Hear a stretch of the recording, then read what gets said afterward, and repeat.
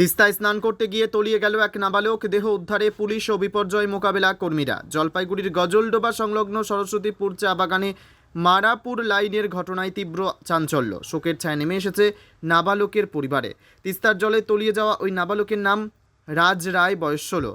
রায়গঞ্জের মান্তাদারি গ্রাম পঞ্চায়েতের প্রধানপাড়া এলাকায় তার বাড়ি। স্থানীয় সূত্রে জানা গেছে, রবিবার প্রাইভেট টিউশনের নাম করে ওই নাবালক সহ তার আরও 2 সহপাঠী বাড়ি থেকে বেরিয়েছিল।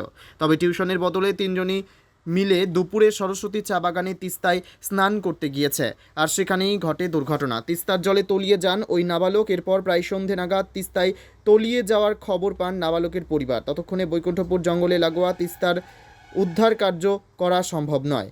সোমবার সকাল থেকেই নাবালকের খোঁজে নামে পুলিশ ও বিপর্যয় মোকাবিলা কর্মীরা, যদিও এখনও পর্যন্ত নাবালকের দেহ মেলেনি। ঘটনায় শোকের ছায়া নেমে এসেছে নাবালকের পরিবারে। স্নান করতে আসছিল বলে এখানে 3 বন্ধু মিলে।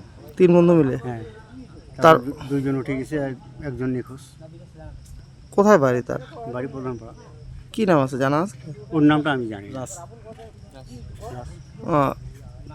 কালকে কি কখন আসলো? তাও 3টা হয়ে মানে 3টার দিকে।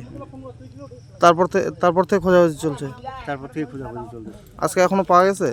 না, পাওয়া যায়। পুলিশ প্রশাসন আসছে?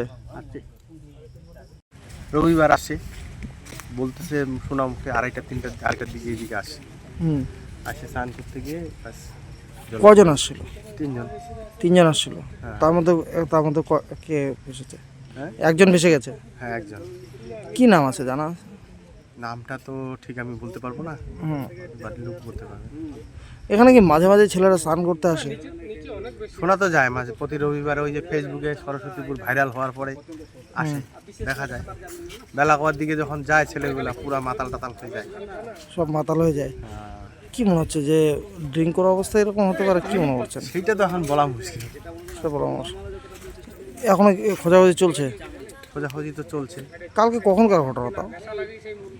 কখন তো খবর পাইতে পাইতে তো 5টা বাজে গেছে বাড়ির লোক, এদিকে তো অনেক দূর না। তারপরে আমরা 6টা-7টার সময় আমরা রাত্রি 9:30 অবধি আসছিলাম এখানে। তো চেষ্টা করছি, লোকাল লোক নিয়ে কেউ সাহস পাচ্ছিল না, অন্ধকার। তো আজকে এখন তো সকালবেলা থেকে সবাই শুরু করছে, এখনো তো পাওয়া গেল না।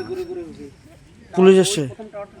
পুলিশ এসছে? কালকে একবার পুলিশ এসে চলে গেছিল, তারপরে তো আসে সকাল থেকে আছে। থানায় যাওয়া হচ্ছিল, ডিএসটি ম্যানেজমেন্টের টিম এখনো আসেনি? এখনো তো আসেনি।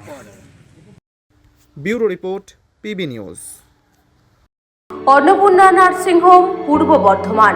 খুবই কম খরচে স্বাস্থ্যসাথী কার্ড সহ বিশ্বমানের চিকিৎসা প্রদান করা হয়। 24 ঘন্টা জরুরি বিভাগ। ঠিকানা Garmor, NH2, Nababhat Uttara bus stand.